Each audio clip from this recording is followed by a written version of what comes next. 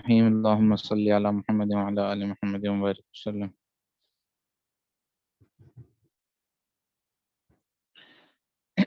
تنبیہ: رسول اللہ صلی اللہ علیہ وسلم چونکہ خاتم النبیین ہیں اور آپ صلی اللہ علیہ وسلم کے بعد کوئی نیا نبی نہیں، اس لیے اب جو شخص بھی نبوت کا دعویٰ کرے وہ یقیناً جھوٹا ہے، اور اس سے کوئی معجزہ طلب کرنا بھی بے اصولی اور بڑی غلطی ہے۔ یہ معجزہ کا بیان چل رہا تھا کہ معجزہ دلیل نبوت ہوتا ہے، اور جب اللہ تعالیٰ کسی نبی کو ہاتھ پر کوئی معجزہ ظاہر کرتے ہیں وہ فعل اللہ تعالیٰ کا ہوتا ہے، اور وہ کسی نبی کے ہاتھ پر ظاہر ہوتا ہے ان کے دعوے کے موافق۔ اگر نبی سچا ہے تو ہی اس سے خرق عادت عمل ظاہر ہوگا، اور اگر نبی سچا نہیں ہے تو اس سے خرق عادت عمل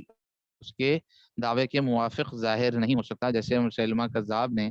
جو ہے وہ کسی کی خراب آنکھ کے اوپر ہاتھ پھیرا تو اس کی دوسری آنکھ بھی خراب ہو گئی، تو اس کے خرق عادت عمل تو ظاہر ہوا، لیکن اس کے دعوے کے موافق یا اس کی تائید میں نہیں، بلکہ اس کے لیے بطور اس کے غلط ہونے کی دلیل کے ثابت ہوا۔ اسی طرح جو مرزا قادیانی تھا اس نے بھی نبوت کا دعویٰ جھوٹا کیا تھا، اور جو اس نے پیشن گوئیاں کی تھی سب غلط ہوئیں، جس کی کچھ مثالیں ہمارے سامنے آئیں کہ اس نے کہا تھا کہ میرا محمدی بیگم سے نکاح ہوگا اور یہ ہوگا وہ ہوگا، ساری باتیں اس کی غلط ظاہر ہوئیں، چونکہ پیشن گوئی بھی یہ نبوت، یہ جو ہے نا معجزے کی ایک جو ہے وہ شق ہوتی ہے، معجزے کی ایک قسم ہوتی ہے کہ اللہ رب العزت نبی کو ایسی بات کا علم دے دیتے ہیں جو بعد میں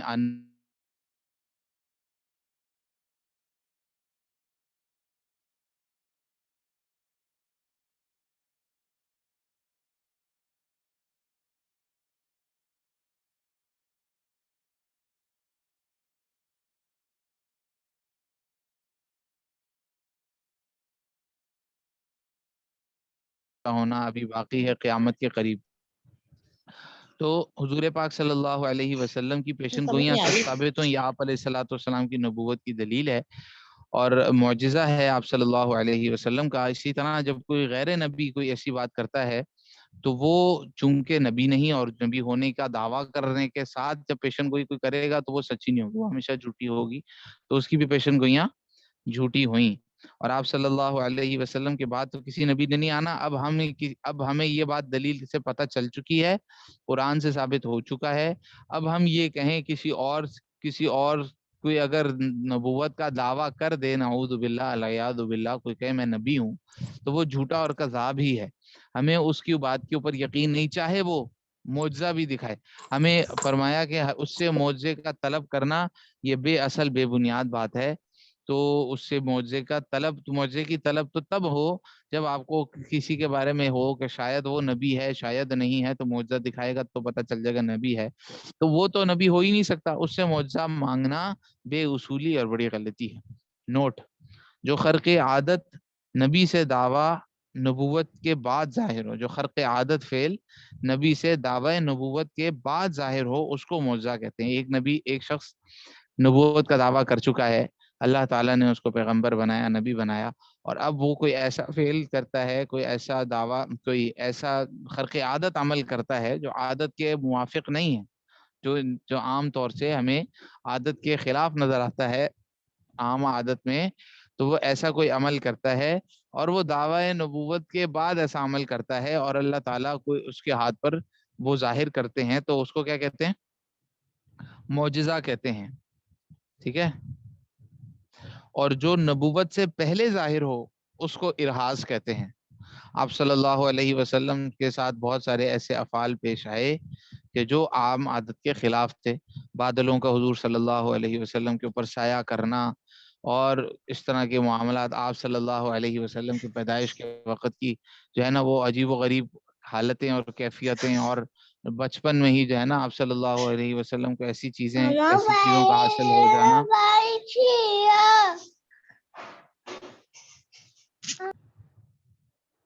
ایسی چیزوں کا حاصل ہو جانا کہ جو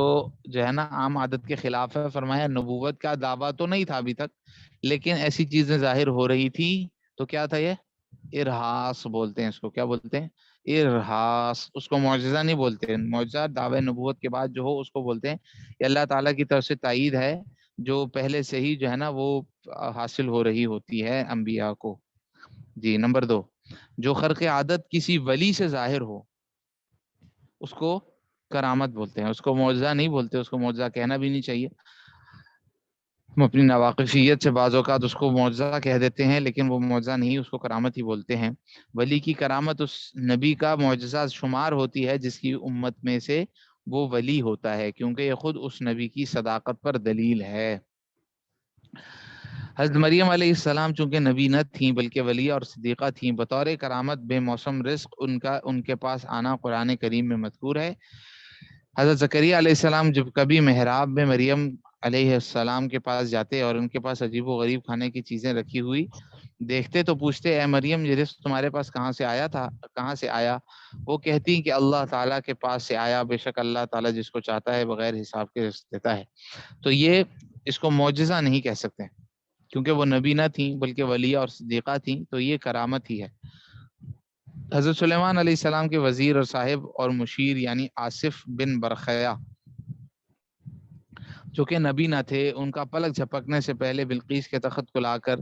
حضرت سلیمان علیہ السلام کے سامنے رکھ دینا قرآن کریم میں مذکور ہے. کہا اس شخص نے جس کے پاس کتاب کا علم تھا کہ میں اس تخت کو آپ کی پلک جھپکنے سے پہلے آپ کے پاس لا کر رکھ دوں گا. چنانچہ وہ لے آیا. سلیمان علیہ السلام نے جب اس کو اپنے سامنے رکھا ہوا دیکھا تو فرمایا کہ اللہ تعالیٰ کا فضل ہے جس سے مقصود میری آزمائش ہے کہ اس کا شکر کرتا ہوں یا ناشکری کرتا ہوں. نمبر 3، اصحاب کہف کا قصہ بھی قرآن کریم میں مذکور ہے کہ 100 سال اللہ کے حکم سے سوئے رہے اور کروٹیں بدلتے رہے. اصحاب کہف کی کرامت تھی وہ خرق عادت جو کسی کافر کے ہاتھ سے ظاہر ہو اس کو استدراج کہتے ہیں. جو کسی کافر کے ہاتھ پر ظاہر ہو اس کو استدراج کہتے ہیں. استدراج کا مطلب ڈھیل ہوتا ہے، یعنی اللہ تعالیٰ اس کو ڈھیل دیتے ہیں اس کے ہاتھ پر کوئی ایسی ظاہر چیز ہو جاتی ہے. تو وہ ہمارا بھی امتحان ہے، اہل حق کا بھی امتحان ہے، اور اس کے لیے استدراج ہے. پھر اللہ پاک دفعتاً انسان کو پکڑتے ہیں، اگر دنیا میں نہ پکڑیں تو آخرت میں اس کو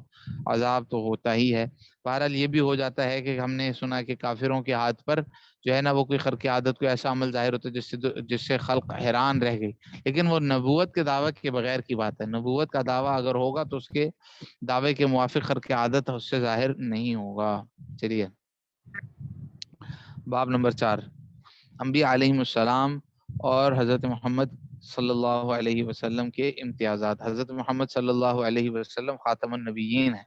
تمام انبیاء میں سب سے آخری نبی اور آخری رسول حضرت محمد صلی اللہ علیہ وسلم ہیں. آپ کا دین اور آپ کی شریعت گزشتہ تمام دینوں اور شریعتوں کی ناسخ ہے. ناسخ منسوخ کرنے والی، بس اب پچھلے سب منسوخ ہو گئے، یعنی اب قابل عمل نہیں رہے. اور آپ کی کتاب یعنی قرآن پاک آخری کتاب ہے. اللہ تعالیٰ نے حضرت صلی اللہ علیہ وسلم کی پیغمبری سے دین کو مکمل کر دیا. اب حضور صلی اللہ علیہ وسلم کے بعد کسی پیغمبر کی ضرورت باقی نہیں رہی. حضرت محمد صلی اللہ علیہ وسلم کے خاتم النبیین ہونے کے دلائل قرآن پاک میں ہے، اعوذ باللہ من الشیطان الرجیم، ما کان محمد ابا احد من رجالکم ولکن رسول اللہ وخاتم النبیین وکان اللہ بکل شیء علیما. ترجمہ، محمد تمہارے مردوں میں سے کسی کے باپ نہیں ہیں لیکن اللہ تعالیٰ کے رسول ہیں اور سب نبیوں کے آخر ہیں. اللہ تعالیٰ ہر چیز کو خوب جانتا ہے. تمام مفسرین کا اس پر اتفاق ہے کہ خاتم النبیین کا معنی یہ ہے کہ آپ آخری نبی ہیں، آپ کے بعد کسی کو منصب نبوت پر فائز نہیں کیا جائے گا. چنانچہ امام حافظ ابن کثیر رحمۃ اللہ علیہ اس آیت کے ذیل میں اپنی تفسیر میں لکھتے ہیں یہ آیت اس مسئلے میں نص اور صریح ہے، واضح دلیل ہے کہ آپ صلی اللہ علیہ وسلم کے بعد کوئی نبی نہیں، اور جب آپ کے بعد کوئی نبی نہیں تو رسول بدرجہ اولا نہیں ہو سکتا. ہم نے پڑھا کہ رسول خاص ہوتا ہے اور نبی عام ہوتا ہے. ہر صاحب وحی نبی ہوتا ہے لیکن رسول ہر صاحب وحی نہیں ہوتا. رسول وہ ہوتا ہے جس کو نئی شریعت دے کر بھیجا جائے یا نئی کتاب دے کر بھیجا جائے، یا جو ہے نا وہ کسی اور خاص نئی قوم کی طرف آئے. پچھلے رسول کی تائید میں بھی بہت سارے نبی اللہ رب العزت نے بھیجے. امام قرطبی رحمۃ اللہ علیہ آیت کی اچھا، اور اس مسئلے پر آپ کے بعد بدرجہ اولا نہیں ہو سکتا، اور اس مسئلے پر آپ کے بعد کوئی نبی اور رسول نہیں، اور اس مسئلے پر کہ آپ صلی اللہ علیہ وسلم کے بعد کوئی نبی اور رسول نہیں، آپ صلی اللہ علیہ وسلم کی متواتر احادیث وارد ہیں جو صحابہ کرام کی ایک بڑی جماعت سے مروی ہیں۔ قرآن پاک کی آیت بھی واضح دلیل ہے، اور صحابہ سے حضور یعنی حضور صلی اللہ علیہ وسلم سے احادیث میں بھی متواتر یعنی تواتراً احادیث منقول ہے۔ تواتر کہتے ہیں کہ ہر زمانے میں اتنے لوگ اس بات کو نقل کرنے والے ہوں کہ ان کا جھوٹ پر یا کسی غلط بات کے اوپر جمع ہونا عقل تسلیم نہ کرے۔ اتنے لوگ اس بات کو نقل کر رہے ہیں، صحیح بات ہی ہوگی۔ اب آپ بولیں کہ کوئی بندہ بول دے کہ جی امریکہ کا تو وجود ہی نہیں ہے دنیا میں، یہ جو باتیں بنی ہوئی نا کہ امریکہ ہے، یہ وہ تو ہے نا، یہ باتیں ہیں۔ اب ایک بندہ امریکہ نہیں گیا ہوا تو وہ اس کے لیے بات ہو سکتی ہے کہ ہم اس کو مان لیں، لیکن اتنے لوگوں نے بتایا اور ہر زمانے میں اتنے لوگ بتانے والے ہیں کہ جی امریکہ میں یہ ہے، امریکہ ایسا ہے، امریکہ ویسا ہے، کہ ہم بولیں کہ امریکہ ہے ہی نہیں تو ہم بولیں گے یار یہ تو نہیں ہو سکتا کہ سارے ہی مل کر جھوٹ بول رہے ہوں، سارے جو ہے نا وہ ساری خبروں میں جھوٹ آ رہا ہو، اور یہ جو تصویریں آ رہی ہیں نقلی بناوٹی ہیں تو ہم اس کو نہیں مانیں گے۔ ایسی وہ احادیث جو حضور صلی اللہ علیہ وسلم سے جن کا مضمون اس طرح ثابت ہے کہ ہر زمانے میں اس کو اتنے نقل کرنے والے ہیں کہ ہم کو جھوٹ پر نہیں سمجھ سکتے، تو اس کو کہتے ہیں کہ یہ تواتر سے متواتر ہیں، تواتراً منقول ہیں۔ امام قرطبی رحمۃ اللہ علیہ اسی آیت کے تحت لکھتے ہیں، ابن عطیہ فرماتے ہیں کہ خاتم النبیین کے الفاظ تمام قدیم و جدید علماء امت کے نزدیک کامل عموم پر ہیں، جو نص قطعی کے ساتھ تقاضا کرتے ہیں کہ حضرت صلی اللہ علیہ وسلم کے بعد کوئی بھی نبی نہیں۔ حجت الاسلام امام غزالی رحمۃ اللہ علیہ الاقتصاد میں فرماتے ہیں، بے شک امت نے بالاجماع اس لفظ خاتم النبیین کا مطلب سمجھا ہے کہ آپ کے بعد کوئی نبی اور رسول نہ ہوگا، اور اس پر اجماع ہے کہ اس لفظ میں کوئی تعویل اور تخصیص نہیں، بس اس کا منکر یقیناً اجماع امت کا منکر ہے۔ نمبر 2، دوسری دلیل، حضرت صلی اللہ علیہ وسلم نے متواتر احادیث میں وہ احادیث جن کو روایت، یہ اس کا مفہوم بتا رہے ہیں، وہ احادیث جن کو روایت کرنے والے ہر زمانے میں اتنی کثیر تعداد میں ہو کہ ان کے جھوٹ پر متفق ہونے یا سب کے کسی غلط فہمی میں مبتلا ہونے کا احتمال باقی نہ رہے، یہ احادیث یقین کا فائدہ دیتی ہیں۔ ٹھیک ہے، احادیث میں اپنے خاتم النبیین ہونے کا اعلان فرمایا ہے۔ ان احادیث میں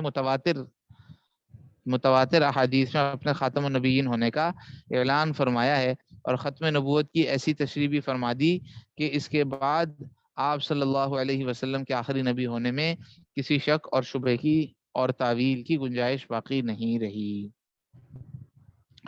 عن ابي هريره رضي الله عنه ان رسول الله صلى الله عليه وسلم قال مثلي ومثل الانبياء من قبلي كمثل رجل بنى بنيانا فاحسنه واجمله الا موضع لبنه من زاويه من زواياه فجعل الناس يطوفون به ويعجبون له ويقولون هلا وضعت هذه اللبنه قال فانا اللبنه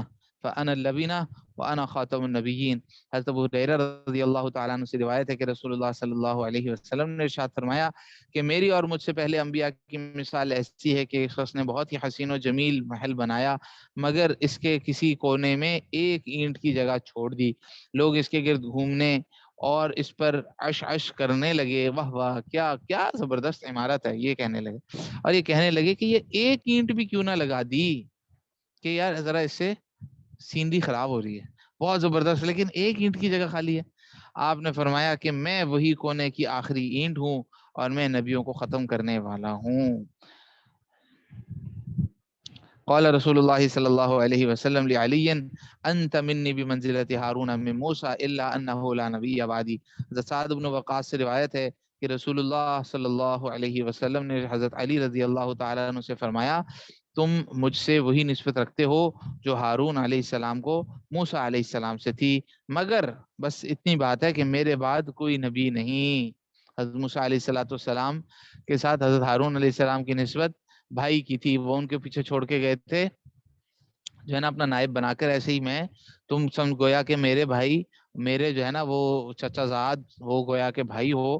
اور میں تمہیں اپنے پیچھے چھوڑ کے جا رہا ہوں لوگوں پر حفاظت کرنے کے لیے، کہ آپ صلی اللہ علیہ وسلم ایک موقع پر حضرت علی رضی اللہ تعالیٰ عنہ کو پیچھے محافظ چھوڑ کر گئے، ساتھ نہیں لے کے گئے، تو انہوں نے کہا کہ آپ مجھے ساتھ نہیں لے کے جاتے، مجھے پیچھے چھوڑ کے جاتے ہیں، تو آپ علیہ السلام نے فرمایا کہ تمہاری نسبت ایسی ہے جیسے حضرت موسیٰ علیہ السلام کی ہارون علیہ السلام کے ساتھ تھی کہ جب وہ کوہ طور پہ گئے تھے پیچھے ان کو نائب چھوڑ کر گئے تھے، ایسے ہی میں تمہیں نائب چھوڑ کر جا رہا ہوں، لیکن فرق اتنا ہے کہ اللہ پاک نے ان کو نبوت بھی دی تھی حضرت ہارون علیہ السلام کو، لیکن میرے بعد تو کوئی نبی نہیں ہو سکتا۔ یہ واضح دلیل ہے کہ آپ علیہ السلام خاتم النبیین ہیں۔ قال رسول اللہ صلی اللہ علیہ وسلم انه سيكون في امتی كذابون ثلاثون كلهم يزعم انه نبی وانا خاتم النبیین لا نبی بعدی۔ حضرت ثوبان سے روایت ہے کہ رسول اللہ علیہ السلام نے فرمایا کہ میری امت میں 30 جھوٹے پیدا ہوں گے، ہر ایک یہی کہے گا کہ میں نبی ہوں، حالانکہ میں خاتم النبیین ہوں، میرے بعد کسی قسم کا نبی نہیں۔ قال رسول اللہ صلی اللہ علیہ وسلم ان الرسالۃ والنبوۃ قد انقطعت فلا رسول بعدی ولا نبی۔ حضرت انس بن مالک سے روایت ہے کہ رسول اللہ صلی اللہ علیہ وسلم نے فرمایا بلا شبہ رسالت و نبوت ختم ہو چکی ہے، بس میرے بعد نہ کوئی نبی ہے اور نہ رسول۔ مولانا قاسم نانوتوی رحمۃ اللہ علیہ اپنے کتاب تحذیر الناس میں ختم نبوت پر جو دلیل لائے ہیں، اس کا خلاصہ یہ ہے، سید المرسلین حضرت محمد صلی اللہ علیہ وسلم جیسے امت کے نبی ہیں، جیسے امت کے نبی ہیں اسی طرح انبیاء کے بھی نبی ہیں۔ اللہ اکبر۔ حضور اقدس صلی اللہ علیہ وسلم جیسے اس امت کے نبی ہیں اسی طرح انبیاء کے بھی نبی ہیں، جس کے دلائل یہ ہیں کہ قرآن پاک میں آتا ہے وَإِذْ أَخَذَ اللَّهُ مِيثَاقَ النَّبِيِّينَ لَمَا آتَيْتُكُم مِّن كِتَابٍ وَحِكْمَةٍ ثُمَّ جَاءَكُمْ رَسُولٌ مُّصَدِّقٌ لِّمَا مَعَكُمْ لَتُؤْمِنُنَّ بِهِ وَلَتَنصُرُنَّهُ۔ جب لیا اللہ تعالیٰ نے عہد نبیوں سے کہ جو کچھ میں نے تم کو دیا کتاب اور علم، یعنی جو کتاب اور علم ہم نے تمہیں عطا کی، یہ تو ہم نے تمہیں عطا کی، پھر آئے تمہارے پاس کوئی رسول، یعنی حضرت محمد صلی اللہ علیہ وسلم، یعنی اللہ پاک فرما رہے کہ تمہیں ہم نے کتاب اور حکمت دے کر بھیجا، لیکن تمہارے وہاں ہوتے ہوئے تمہاری زندگی میں اگر وہ رسول موعود آ جائے، ہر نبی سے ہم نے میثاق لیا کہ اگر وہ تمہارے پاس رسول آ جائے کہ سچا بتا دے تمہارے پاس والی کتاب کو، تو اس رسول پر ایمان لاؤ گے اور اس کی مدد کرو گے۔ رسول اللہ صلی اللہ علیہ وسلم نے ارشاد فرمایا کہ حضرت موسیٰ بھی زندہ ہوتے تو میرا ہی اتباع کرتے۔ نزول کے بعد حضرت عیسیٰ علیہ السلام حضرت صلی اللہ علیہ وسلم کی شریعت پر عمل کریں گے۔ جب آپ نبی الانبیاء ہیں، یعنی یہ دلیل ہے کہ حضور صلی اللہ علیہ وسلم بھی انبیاء کے بھی سردار اور ان کے بھی نبی ہیں۔ جب آپ نبی الانبیاء ہیں تو آپ تمام انبیاء سے مرتبہ میں فائق ہیں، کوئی اور نبی نہ آپ کے برابر کا ہے اور نہ ہی آپ سے بڑھ کر، اور سلسلہ نبوت مرتبہ میں آپ تک جا کر ختم ہو جائے، سلسلہ نبوت مرتبے میں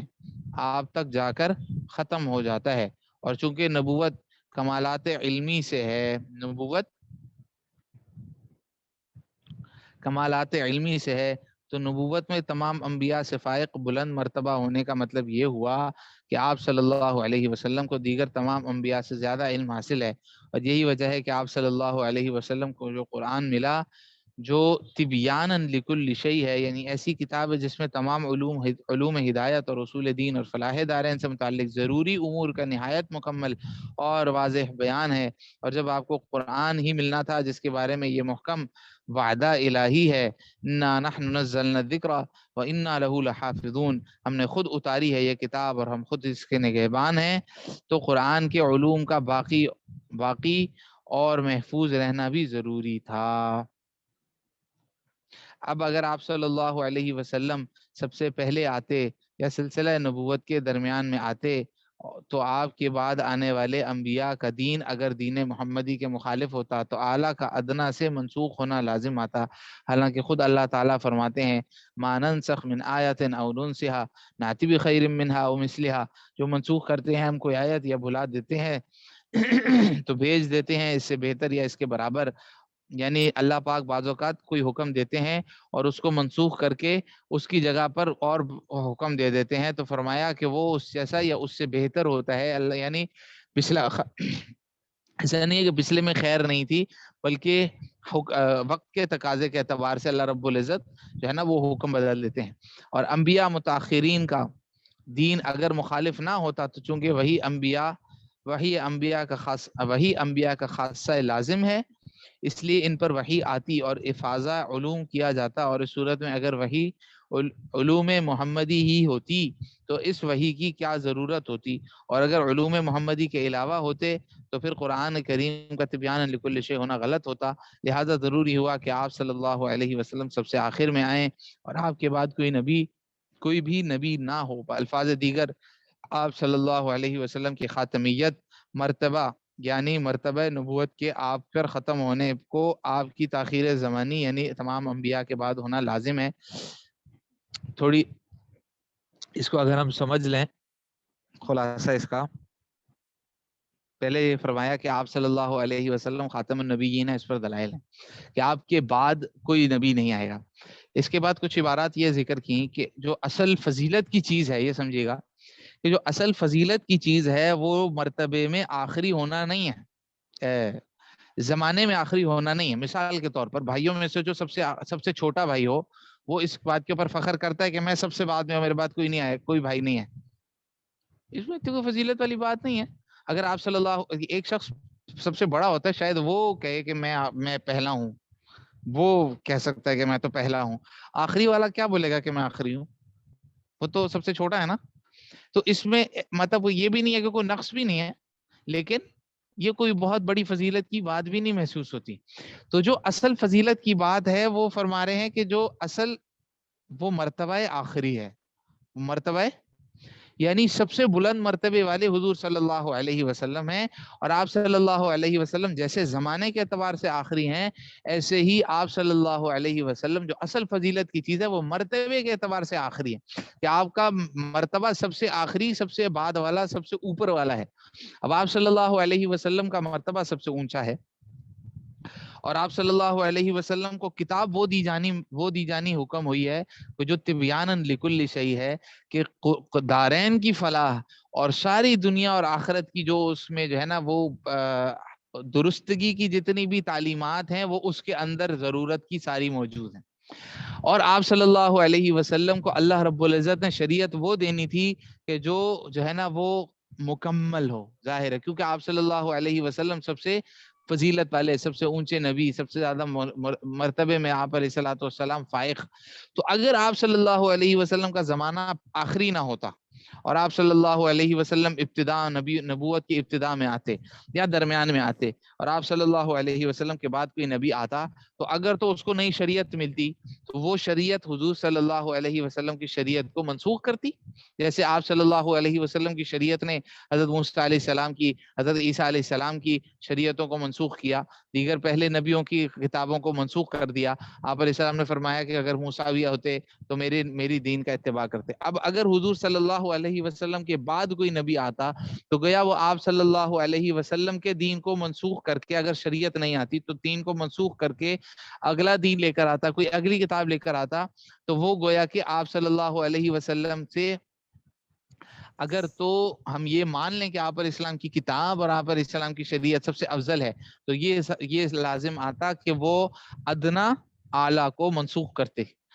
کہ پہلے اعلیٰ حکم تھا، پہلے اعلیٰ شریعت تھی، اور اب جو آ رہی ہے وہ ادنا شریعت ہے، تو ادنا شریعت نے اعلیٰ کو منسوخ کر دیا۔ یہ ضابطہ الہی کے خلاف ہے، کیونکہ اللہ پاک نے فرمایا کہ ما ننسخ من آیت او ننسها ناتی بخیر منها او مثلها، کہ جب ہم منسوخ کرتے ہیں کسی حکم کو، کسی شریعت کو، کسی آیت کو، تو جو اس کے بدلے میں لے کر آتے ہیں یا تو جیسی ہوتی ہے کم از کم، یا عام طور سے اس سے بہتر ہوتی ہے، تو اس سے خیریت اس کے اندر ہوتی ہے، بعد میں اللہ پاک جو بعد میں لے کر آتے ہیں اس میں کوئی خیر نظر آتی ہے اور زیادہ۔ تو اللہ رب العزت نے جو دین تو حضور صلی اللہ علیہ وسلم کو جو شریعت دے کر بھیجا تھا وہ مرتبے کے اعتبار سے سب سے فائق تھی، سب سے بلند مرتبے پر تھی۔ تو اللہ رب العزت نے جو اس کے بعد نبی بھیجے، اگر بھیجتا تو وہ اس سے کم درجے کا ہوتا، تو کم درجے کا والے کا اعلیٰ کو منسوخ کر دینا، یہ جو ہے نا وہ عقل کے بھی خلاف ہے اور ضابطہ الہی کے بھی خلاف ہے۔ تو اس لیے دوسری بات یہ ہے، تو قرآن پاک کو اللہ رب العزت نے وہ کتاب بھیجی جو فرمایا کہ انا لہ لحافظون، ہم اس کی حفاظت کرنے والے ہیں۔ اب یہ اگر منسوخ ہو جاتا تو اس کی حفاظت کا وعدہ، پھر اللہ رب العزت نے فرمایا کہ یہ ہر چیز کا اس میں بیان ہے، تو اگر بعد میں کوئی کتاب آ کر اس کو منسوخ کر دیتی تو اس کا بیان، ہر چیز کا بیان ہونے کے بعد کہ اس کے بعد نئی وحی یا نئے کسی کلام کی ضرورت باقی رہنے کیسے رہتی. اس لیے ضرورت اس بات کی ہوئی, یا عقل کا تقاضا بھی اس بات کو سمجھتا ہے کہ اللہ رب العزت, عقل بھی اس بات کو تسلیم کرتی ہے کہ اللہ رب العزت حضور صلی اللہ علیہ وسلم کو آخر میں ہی بھیجتے. یہی سب سے موزوں بات تھی کہ آپ صلی اللہ علیہ وسلم کے بعد کوئی نیا نبی نہ آتا, اور ایسا ہی ہوا. اللہ جل جلالہ نے حضور پاک صلی اللہ علیہ وسلم کو جو نبی بنایا وہ آخری ہی نبی بنایا. چلیے یہاں سے پھر آئندہ پڑھیں گے انشاءاللہ.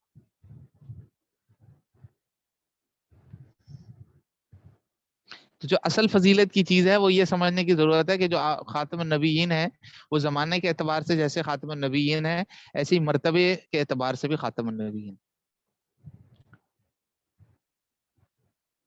کیونکہ اصل جو ختم نبوت سب سے بڑھ کر جو فضیلت کی بات جو آپ علیہ السلام کی شان ہے وہ یہ ہے کہ آپ صلی اللہ علیہ وسلم